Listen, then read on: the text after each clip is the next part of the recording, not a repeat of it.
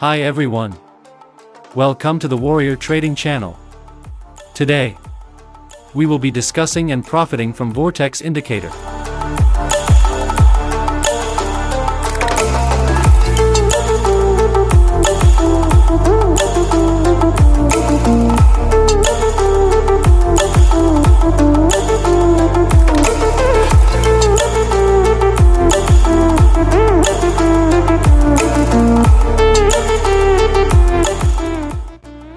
Now let's dive into the trading before start trading. This indicator was invented by two inventors in 2010 for technical analysis of stock and commodities. Both are impressed by Austin inventor who studied the flow of water in river and turbines. Both inventor highly impressed the moment and flows within the financial market are similar to the vortex motion found in water. Here is very interesting thing in Vortex Indicator. There are two main lines. Upper line is V1D plus line while the lower line is V1 line. When uptrend line cross over the downtrend line, such type of potential indicate uptrend. While when V1 line cross over the V1 plus line, then such type of potential indicate lower trend. Check this my live account. Subscribe the channel and hit the bell icon.